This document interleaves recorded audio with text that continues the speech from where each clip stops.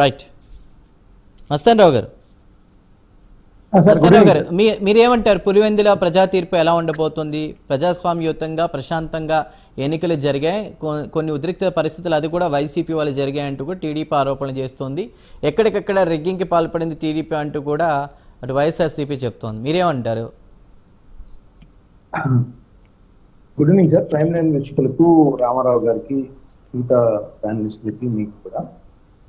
రోజు పులివెందుల ఎన్నిక ఈ రెండు పార్టీలు ఎంత ప్రతిష్టాత్మకంగా తీసుకున్నాయి అనేందుకు ఈరోజు అక్కడ అంటే ఎస్పెషల్లీ పులివెందుల జడ్పీటీసీ అక్కడ ఒంటిమిట్ట కూడా జరుగుతున్నప్పటికీ కూడా పులివెందులకు సంబంధించి ఇంత ఉద్రిక్తత మధ్య వందలాది మంది పోలీసులు 10,600 ఓట్లు సంబంధించిన ఎన్నికలో ఇన్ని వందల మంది పోలీసుల్ని కానీ ఇన్ని వందల మంది కార్యకర్తలు కానీ ఎంత చూస్తూ ఉన్నాం. చాలా గ్రామాల్లో ఓటర్లకు సంబంధించి కానీ మనం విజువల్స్ లో అన్ని ఛానల్స్ లో చూస్తాం పొద్దు నుంచి కూడా ఎట్లా జరుగుతుంది ఏంటి అని. సో ఇది గత వారం రోజులుగా, నెల రోజులుగా ఉన్నప్పటికీ కూడా గత వారం రోజులుగా రెండు పార్టీల మధ్య, తెలుగుదేశం పార్టీ వైసీపీ మధ్య ఘర్షణలు కానీ, రమేష్ యాదవ్ గారు అదేవిధంగా రామలింగారెడ్డి గారికి సంబంధించిన ఇవన్నీ కూడా చూసాం. అయితే టోటల్ గా చూస్తే ఇవాళ ఒకటైతే స్పష్టంగా కనిపించింది. ఏంటంటే వైఎస్ఆర్సీపీ వాళ్ళు ఏమన్నారంటే ఇది ఓటింగ్ పర్సంటేజ్ ని తగ్గిస్తానికి అవినాష్ రెడ్డి గారు నిన్న కూడా చెప్పారు. ఏంటంటే స్లిప్పులన్నీ తీసేసుకున్నారు, తీసేసుకొని వాళ్ళకి డబ్బులు ఇచ్చి వాటన్నిటిని తీసేసుకోవడం ద్వారా వాళ్ళ ఓట్లు కూడా వేయలేని పరిస్థితి వచ్చేసింది. ఎందుకంటే ఒకసారి స్లిప్ తీసుకుంటే వాళ్ళు ఏ పోలింగ్ కేంద్రం ఎక్కడ ఉంటుందో కూడా తెలియని పరిస్థితుల్లోకి వెళ్ళిపోతారు. ఇది ఒక కుట్ర పన్నింది అధికార పార్టీ అని చెప్పేసి ఆయన చెప్పారు. అయితే నేను ఓన్లీ పోలింగ్ శాతం ఎవరి మీద ఆరోపించట్లేదు. ఆయన ఆరోపణల నేపథ్యంలో పోలింగ్ శాతం చూస్తే ఏమైందంటే 4 గంటలకి అంటే మధ్యాహ్నం అసలు 1 గంటకే చూస్తే పులివెందుల్లో 62% పోలింగ్ పూర్తయింది ఓట్లేసి. అదేవిధంగా ఒంటిమిట్టలో 60%, 2 గంటల కల్లా 60% అయింది. ఈవినింగ్ 4ంటికి అంటే ఇప్పుడు ఇంకా పూర్తిగా రాలేదు, ఎందుకంటే ఇంకా వీళ్ళు ఉన్నవాళ్ళు 6 దాకా 6:30 దాకా ఉన్నవాళ్ళు ఎంత చివరికి వస్తాయి. 4 దాకా చూసుకుంటే పులివెందుల్లోనేమో దాదాపు 74.57% అంటారు, అంటే దగ్గర 75% పోలింగ్. అదేవిధంగా ఒంటిమిట్లో చూసుకుంటే 66.39, అంటే 66%. అంటే ఇవన్నీ కూడా ఇంకో 2-3% పెరిగినప్పటికీ కూడా దాదాపు 75 నుంచి 77-78% ఓట్లు పోలేని పరిస్థితి ఇక్కడ చూస్తున్నాం. అయితే ఇక్కడ ఒకటి చెప్తా, సిఈసికి దాదాపు 4-5 సార్లు ఇప్పటికే వైఎస్ఆర్సీపీ కంప్లైంట్ చేసిన పరిస్థితి. అదేవిధంగా తెలుగుదేశం పార్టీ వాళ్ళు కూడా ఇక్కడ అధికారంలో ఉన్నప్పటికీ కూడా జిల్లా ఎస్పీ కానీ ప్రవీణ్ గారికి కానీ కంప్లైంట్లు చేస్తాను అన్నారు. వైఎస్ఆర్సీపీ నాయకులు ఎలా చేస్తున్నారు, ఇలా చేస్తున్నారు. సో అక్కడ పోలింగ్ కేంద్రాలు నల్లగొండ పల్లిలో కానీ, అదేవిధంగా నల్లపురెడ్డిపల్లిలో, అదేవిధంగా ఎర్రవెల్లికి సంబంధించి ఇవన్నీ కూడా దాదాపు 4 నుంచి 6 పోలింగ్ కేంద్రాలు చేంజ్ చేశారు. దాదాపు 7,000 ఓట్లు అక్కడ దానికి సంబంధించి ఆ పోలింగ్ కేంద్రాల్లో ఉన్నాయి. అవి కీలకం కాబట్టే వాళ్ళందరూ కూడా వైసీపీకి అనుకూలంగా వేస్తారు గత కొన్ని దశాబ్దాలుగా. సో కావాలనే వాటిని వేరే వాళ్ళకి దాదాపు 2 నుంచి 4 కిలోమీటర్లు దూరంలో ఆ పోలింగ్ కేంద్రాలని మార్చివేశారనేది వైఎస్ఆర్సీపీ ఆరోపణ. సిఈసిని కూడా కలిసి చెప్పినప్పటికీ ప్రయోజనం లేకపోవడంతో హైకోర్టు కూడా వెళ్ళింది. హైకోర్టు కూడా ఈ దశలో అంటే చివరి దశకు చేరుకుంది ఎన్నిక. సో ఇప్పుడు మేము జోక్యం చేసుకోలేం, ఇది ఎన్నికల సంఘం చూసుకుంటుంది అనేది చెప్పిన పరిస్థితి. అయితే ఈ రోజు ఉదయం పోలింగ్ ప్రారంభమైనప్పటి నుంచి చూస్తే మొదట అవినాష్ రెడ్డి గారిని హౌస్ అరెస్ట్ చేశారు. అదేవిధంగా ఆయన మధ్యాహ్నానికల్లా ఆయన పులివెందుల వైఎస్ఆర్సీపీ పోలీసులు తప్పించుకొని పులివెందుల వైఎస్ఆర్సీపీ కార్యాలయానికి కూడా చేరుకున్న పరిస్థితి కూడా ఉంది. అక్కడ ఆయన డిఐజీ ప్రవీణ్ గారు కానీ, అదేవిధంగా ఎస్పీ గారు కానీ ఆయన సీరియస్ అయిన పరిస్థితి. ఎలా పోలీసులు గృహ నిర్బంధంలో ఉంచితే మీరు అక్కడి నుంచి తప్పించుకోవచ్చు. అదేవిధంగా టీడీపీకి సంబంధించిన మరొక నేత సతీష్ కుమార్ రెడ్డి గారిని కూడా గృహ నిర్బంధంలో ఉంచారు. తెలుగుదేశం పార్టీకి సంబంధించి ఎమ్మెల్సీ భూమిరెడ్డి రామగోపాల్ రెడ్డి గారిని కూడా హౌస్ అరెస్ట్ చేసిన పరిస్థితి. అయితే ఇక్కడ మస్తాన్ గారు ఒకటి చెప్పండి, టీడీపీ దాడులు అరాచకాలని వైసీపీ అంటోంది, దానిలో నిజమెంత? అంటే అప్పట్లో కుప్పంలో జరిగిందే నేడు పులివెందులో రిపీట్ అయింది అని అనుకోవచ్చా? ఓవరాల్గా చూసినా కూడా పోలీస్ అధికారులు చెప్తుంది ఒకటే, ఎవరైనా శాంతి భద్రతలకు విఘాతం కలిగిస్తే 24 గంటలు నిర్బంధించవచ్చు అనేది యాక్ట్ ఉంది, దాన్ని మేము ఫాలో అవుతున్నాం వాళ్ళు చెప్తున్నారు. అసలు ఎవరు తప్పు ఉంది ఇక్కడ? ఎందుకంటే 2021 తిరుపతి ఎంపీ ఉప ఎన్నికలు చూసుకున్నా కూడా అప్పట్లో వైసీపీ కొన్ని టూరిస్ట్ బస్సులని చౌడేపల్లి నుంచి శ్రీకాళహస్తికి కొంతమంది స్థానికేతరులను తరలించింది. స్థానికేతరులను తీసుకొస్తుంది కాబట్టి మేము అడ్డుకుంటుంటే మేము దాడులు చేసామంటూ కూడా వైసీపీ అంటుందని వాళ్ళు చెప్తున్నారు. అసలు ఓవరాల్గా ఏంటి, ఎవరు తప్పు ఏంటి, ఏమన్నా విశ్లేషించగలరు? ఇప్పుడు అదే సార్, ఇప్పుడు అధికారంలో ఎవరుంటే వాళ్ళకి కొద్దిగా అడ్వాంటేజ్ ఉంటుంది అనేది మనం ఎటువంటి సందేహం లేకుండా చెప్పచ్చు. అప్పుడు వైఎస్ఆర్సీపీ అధికారంలో ఉన్నప్పుడు స్థానిక సంస్థల ఎన్నికల్లో ఏం జరిగింది అనేది మనం కూడా చూసాం. చాలా చోట్ల మున్సిపాలిటీలు కానీ అదేవిధంగా కార్పొరేషన్లో కార్పొరేటర్లు కానీ ఏకగ్రీవాలు ఎక్కువైపోయింది. అంటే అవతలి పక్షాన్ని అసలు నామినేషన్ వేయకుండా కూడా చేసిన పరిస్థితులు ఉన్నాయి. ఆ రోజు ఎలక్షన్ కమిషన్కి అప్పుడు తెలుగుదేశం పార్టీ కంప్లైంట్ చేసినా కూడా ఇప్పుడు ఏదైతే వైఎస్ఆర్సీపీ సిఈసి కంప్లైంట్ చేస్తే జరిగిందో అదే జరిగింది అక్కడ కూడా.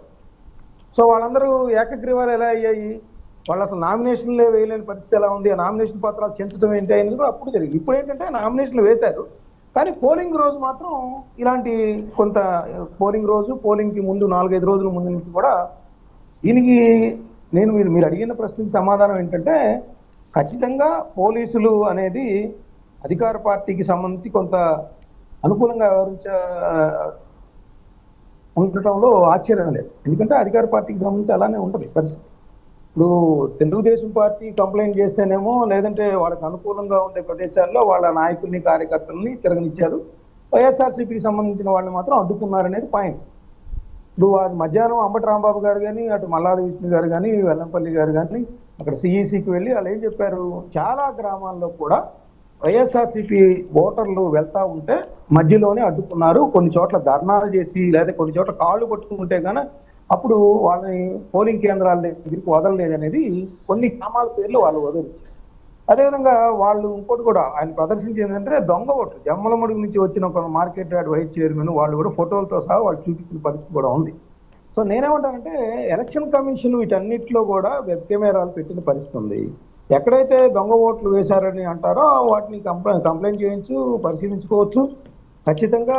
ఎందుకంటే ఎక్కువ మంది పోలీసులు పెట్టారు కాబట్టి ఇప్పుడు కోయ ప్రవీణ్ గారు కానీ జిల్లా ఎవరైతే ఎన్నికల అధికారులుగా ఉన్నారో వాళ్ళందరూ కూడా ఇక్కడ నిష్పక్షపాతంగా వ్యవహరించి ఇప్పుడు ఎక్కడైతే కంప్లైంట్లు చేస్తా ఉన్నారో వాళ్ళు దొంగ ఓట్లు వేశారన్నారు, అదేవిధంగా ఎక్కడైతే వాళ్ళని పోలింగ్ కేంద్రాలకు పోనీయలేదని ఇప్పుడు చాలా వాళ్ళు మీడియా ముందుకు వచ్చి చెప్తున్న పరిస్థితి కూడా ఉంది. వాటన్నిటిని కూడా ఎన్నికల కమిషన్ కూడా సుమోటోగా తీసుకొని నిజంగా వాళ్ళు చెప్తున్న దానిలో వాస్తవం ఉందంట, వాటిని కూడా ప్రజలకు క్లారిఫికేషన్ ఇచ్చినప్పుడు ఇక్కడ ఎన్నికలు నిష్పక్షపాతంగా జరిగాయనేది ఒక మెసేజ్ ప్రజలకు వెళ్ళే అవకాశం ఉంటుంది. అంటే అవినాష్ రెడ్డి వ్యాఖ్యలు ఎలా చూడాలి మస్తాన్ గారు? అవినాష్ రెడ్డి గారు కొన్ని కీలక వ్యాఖ్యలు చేశారు, చాలా చెత్తగా ఎన్నికలు జరిగాయి, రీఎలక్షన్ కంపల్సరీగా పెట్టాల్సిందే అని అంటున్నారు, దాన్ని ఎలా చూడాలి? రద్దు చేయమంటున్నారు, ఉప ఎన్నికను రద్దు చేసి కేంద్ర బలగాలతో తిరిగి కొన్ని చోట్ల రీపోలింగ్ చేయాలి, వింటర్లో ఉప ఎన్నిక మొత్తాన్ని రద్దు చేయాల్సిన పరిస్థితి. అయితే తెలుగుదేశం పార్టీ ఏమంటుంది, అసలు ఈ రోజు వరకు కూడా ఇక్కడ స్వేచ్ఛగా ఎన్నికలకు వెళ్లే అవకాశం లేదు, ఓటర్లు పోలింగ్ కేంద్రాలకు వెళ్లే ఓటు వేసే అవకాశం లేదు, ఈ రోజు మేము అది కల్పించాము, నిష్పక్షపాతంగా వాళ్ళు ప్రజాస్వామ్యబద్ధంగా ఈ రోజు ఇప్పటి వరకు ఏకగ్రీవాలవుతా వస్తా ఉన్న పులివెందుల్లో ఈ రోజు మాత్రమే ఎన్నికలకు వాళ్ళ ఓటు ఏంటో గుర్తించుకునే పరిస్థితి జెడ్పీటీసీ ఎలక్షన్స్ లో వచ్చిందనేది తెలుగుదేశం పార్టీ ఆరోపిస్తుంది. దానివల్ల ఇప్పుడు వాళ్ళు పెద్ద ఎత్తున పోలింగ్ కేంద్రాలు తరలి వచ్చారు, దాదాపు 77% దాకా వెళ్తుందంటే ఓటర్లు కూడా చైతన్యవంతులై వచ్చారు, ఈ రోజు వాళ్ళు తమకు ఓటు వేసే హక్కు ఈ జెడ్పీటీసీ ఎన్నికల ద్వారా వచ్చింది అనేది వాళ్ళు చెప్తున్నాయి. వీళ్ళేమో వాటికి సంబంధించి కొన్ని సాక్ష్యాధారాలు చెప్తున్నారు, కొన్ని గ్రామాల్లో ఏ విధంగా అడ్డుకోవటం కానీ లేదంటే ఊరి మధ్యలో అక్కడ వాళ్ళ తెలుగుదేశం పార్టీ వాళ్ళతో కలిసి పోలీసులు చేశారనేది చెప్తా ఉన్నారు. నేననేది ఏంటంటే ఖచ్చితంగా ఇక్కడ వైఎస్ఆర్సీపీ నాయకులు ఏదైతే ఆరోపణలు చేశారో దొంగ ఓట్లు వేశారనేది కానీ వాళ్ళ వ్యక్తిమారాల్లో వాటిని పట్టుకోవడం, వాళ్ళని శిక్షించడం. ఇప్పుడు రామ్ గోపాల్ రెడ్డి గారిని అరెస్ట్ చేశారు అంటున్నారు, అంటే తెలుగుదేశం పార్టీకి సంబంధించి కూడా ఎమ్మెల్సీని మేము అరెస్ట్ చేశాము, మాకు ఎటువంటి ఇది ఎవరైనా ఒకటే అనేది ఒక మెసేజ్ ఇస్తున్నప్పుడు వాళ్ళు ఏదైతే కంప్లైంట్ చేస్తా ఉన్నారో ఆ గ్రామాలకు సంబంధించి ఎక్కడైతే దొంగ ఓట్లను పట్టుకున్నారంటున్నారో వాళ్ళు చూపిస్తున్న వాటికి కూడా ఖచ్చితంగా వాళ్ళని విచారణ చేసి వాళ్ళ ఫోటోల ఆధారంగా కనుక వాళ్ళని అరెస్ట్ చేసినట్లయితే కొంత ప్రజలకి మెసేజ్ వెళ్ళే అవకాశం. అయితే ఒకటి మాత్రం చెప్తా, ప్రజలు ఇంత పెద్ద ఎత్తున 77% దొంగ ఓట్లు వేయడం అయితే అది కుదిరే పని కాదు బయటికి. ఎందుకంటే వాళ్ళు చెప్పారు ఈ అంటే ఇక్కడ ఓటర్లు అసలు ఇక్కడ పోలింగ్ జరిగిన కేంద్రాలకు వెళ్ళకుండా జరిగిన చేస్తున్నారు. ఇన్సిడెంట్స్ ని ఎలా చూడాలి ఓటింగ్ మస్తాన్ గారు? పర్సెంటేజ్ తగ్గిపోయిందని చెప్తున్నారు. అంటే ఒకళ్ళ మీద ఒకళ్ళు ఆరోపణలు చేసుకుంటున్నారు కదా, ఏజెంట్లకి జరిగిన గొడవగానే చూడాలా, లేదంటే మధ్యలో ఓటర్లు సేఫే, వాళ్ళ ఓటింగ్ వాళ్ళు వేశారు అలానే చూడాలా? సార్ ఇప్పుడు అంటే ఒకటి చెప్తాను సార్, ఇప్పుడు అల్టిమేట్ గా ఈవినింగ్ 5-6 అయ్యేసరికి వాళ్ళు సంతకం పెడతారా పెట్టరా, ఏంటి అక్కడ ఓటింగ్ రిగ్గింగ్ జరిగిందా అనేది ఏజెంట్లు కూడా వాళ్ళని కన్సర్న్ తీసుకునే అవకాశాలు ఉంటాయి. ఉమ్, ఎన్ని చోట్ల వీళ్ళు కంప్లైంట్ చేస్తారు, ఎన్ని చోట్ల నిరాకరిస్తారు అనేది కూడా ఆధారపడి ఉంటుంది. ఎందుకంటే వీళ్ళు ఒక్కలే కాదు కదా, 11 మంది అభ్యర్థులు నుంచి ఉన్నారు. పులివెందులలో 11 మంది అభ్యర్థుల నుంచి ఉన్నారు. వాళ్ళందరూ సైన్ చేయాల్సి ఉంటుంది. ప్రతి పోలింగ్ కేంద్రం సంబంధించి వాళ్ళు ఏజెంట్లు పెట్టుకుంటారు. ఉమ్, సో వీళ్ళు ఓన్లీ బురజల్లేందుకే ఇక్కడ ఎన్నిక సరిగా జరగలేదని చెప్తున్నారు వైఎస్ఆర్సీపీ, లేదా అనేది మిగతా అభ్యర్థులు ఉంటారు కదా ఇండిపెండెంట్ గా పోటీ చేసే వాళ్ళు కూడా వీళ్ళకి వాళ్ళ వాదనకి మద్దతుగా వాళ్ళు ఆ విధంగా చేసినప్పుడు ఉంటుంది. కానీ ఊరినే బురజల్లితే కుదిరే పని కాదు కదా. ఎందుకంటే వాళ్ళకి ఎవరైతే రిటర్నింగ్ ఆఫీసర్ కానీ లేదంటే పోలింగ్ ఆఫీసర్స్ ప్రతి పోలింగ్ కేంద్రంలో ఉంటారో వాళ్ళని కూడా ఎన్నికల కమిషన్ సీరియస్ గా తీసుకుంటుంది. మనం చాలా జిల్లా కలెక్టర్ని తిరుపతిలో కలెక్టర్ స్థాయిలోనే కేంద్ర ఎన్నికల కమిషన్ కూడా యాక్షన్ తీసుకున్న సందర్భం చూసాం, ఎస్పీ మీద కూడా తీసుకున్న సందర్భం చూసాం. అలాగే ఇక్కడ కూడా ఎలక్షన్ కమిషన్ ఆధీనంలో పనిచేస్తుంది కాబట్టి వాళ్ళు కూడా ఒళ్ళ దగ్గర పెట్టుకొని పనిచేస్తారు. వీళ్ళు ఎంత కంప్లైంట్ చేసినా ఉచిత కంప్లైంట్ నిజంగా అక్కడ జరిగిందా అనేది కూడా అదే నేను అంటుంది. ఎలక్షన్ కమిషన్ ఈ విషయంలో సీరియస్ గా తీసుకొని వాళ్ళు చేసిన ఏదైతే అక్కడ రిగ్గింగ్ జరిగింది అంటున్నారో అక్కడ రీపోలింగ్ ఆదేశించడమా లేదా అక్కడ జరగలేదని చెప్పడమా అనేది ఈ రాత్రికి వాళ్ళు ఒక నిర్ణయానికి వస్తారు. అది ప్రజలకు కూడా ఆమోదయోగ్యంగా ఉండే నిర్ణయాలు తీసుకుంటే అప్పుడు డెమోక్రటిక్ గా జరిగినట్టుగా ఉంటుంది. రైట్ మస్తాన్ గారు, డిస్కషన్ చేద్దాం దీనికి సంబంధించి. ఒక స్మాల్ బ్రేక్ తీసుకొని మళ్ళీ డిబేట్ కంటిన్యూ చేద్దాం. ప్రైమ్ డిబేట్లో లెట్స్ టేక్ అ స్మాల్